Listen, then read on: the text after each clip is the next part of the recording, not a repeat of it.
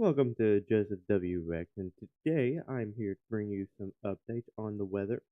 So, we do have a bit of a severe threat over on day 3 of the outlook, so let's get on to that. So, let's start off with day 2 first. As you can see, we do not have anything major happening. It stretches all the way from Kansas all the way up to Ohio. Nothing major there. Some rain chances, yes, but that is for tomorrow, Saturday, the 27th. But if we go ahead and look at the day 2 outlook, we are seeing a marginal chance over in the Dixie Alley, which means that we are probably going to see some severe storms isolated, as well as single cellular systems that are potentially there. But what I did recognize while looking at the models, to go over there right now, is, as you can see, we got 18Z up and running. We can definitely see that this system right here, the one with the 995, is going to start racing through, and by time Monday comes around, we're going to start seeing this system pop up and go down to 992, and then 998, 981 by time of 06Z, which is early morning Monday. What we are also seeing is a potential of a quasi linear system, which means a long line of cells from point A to point B. So, if you are looking at the weather Tuesday, which will be the 30th of December, the day before New Year's, you are probably going to see some rain, especially in Florida. Now let's head into Pivotal, see what's going on visually, basically. See what's going on. So, what we are going to do is head over onto our lovely Pivotal website, go to NAM, which is used for more of your closer range, and let's look at MUK. So typically, the higher it is, the more likely it is going to be severe in a case like this. So, what I'm not really seeing is nothing major on the NAMs, but each model are different. So let's just look at the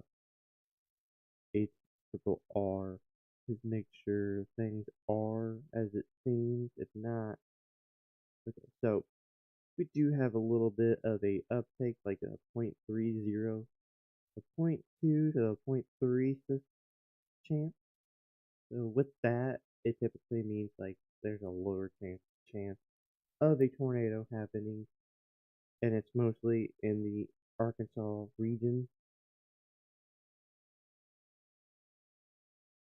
But if we also look at the storm's relative felicity, we can definitely see more of the systems itself. So we can definitely see a lot more felicity over in this area above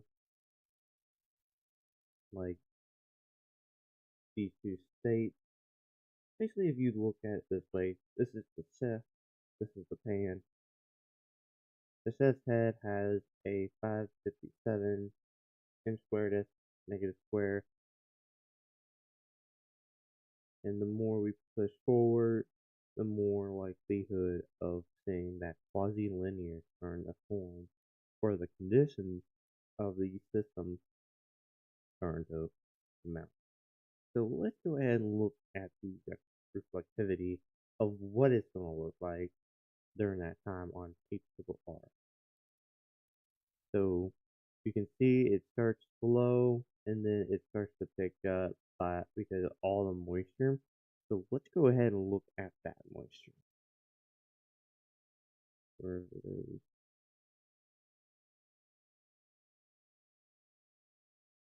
I guess H doesn't have moisture, but we can definitely look at temperature because as we already know that there is going to be right now we have a major heat dome, basically, in a sense.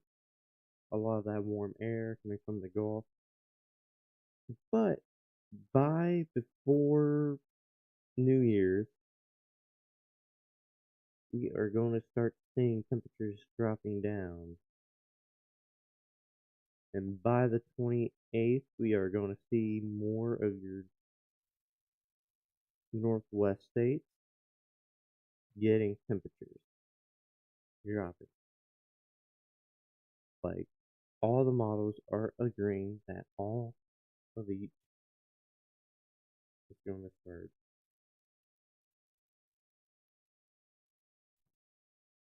happening. But yeah,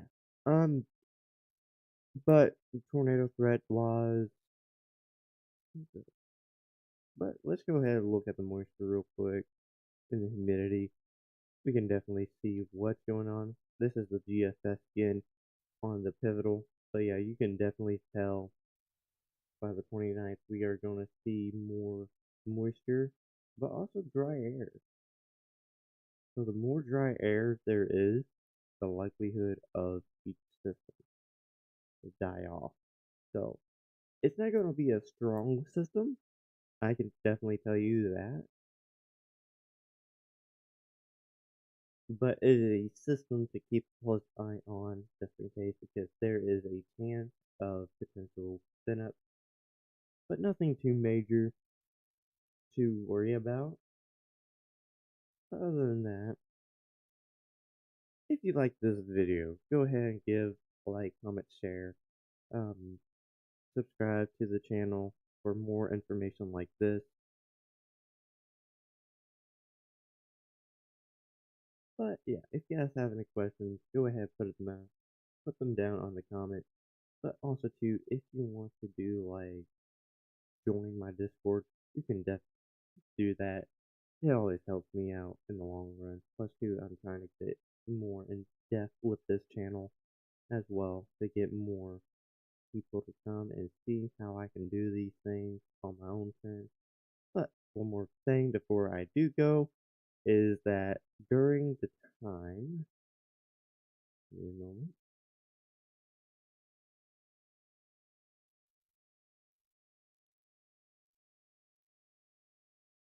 So let's go ahead and look at fire real quick.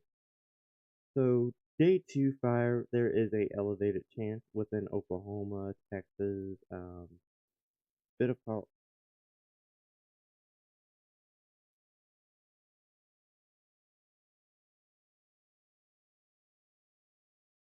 New Mexico and Colorado. So those are the things to look out for. But elevated doesn't mean like it's critical or anything like that. So let me go ahead and show you guys that real quick. Um, but yeah, so no major risk right now. It's just that the areas in that orange zone, the elevated zone, is more dry air right now, which means anywhere it can cause any sort of fire. So during that time, your guys' local government or state government is going to issue a burn ban for a bit until some sort of moisture. What there is going to be a lot of moisture coming through. That is a guarantee. But other than that, I hope you guys enjoyed. Please remember, like, comment, share. Always helps me out. Subscribe to my channel to make sure to be on the loop on the weather. Other than that, you guys have a wonderful day and night or wherever you are watching. And catch you on the next video.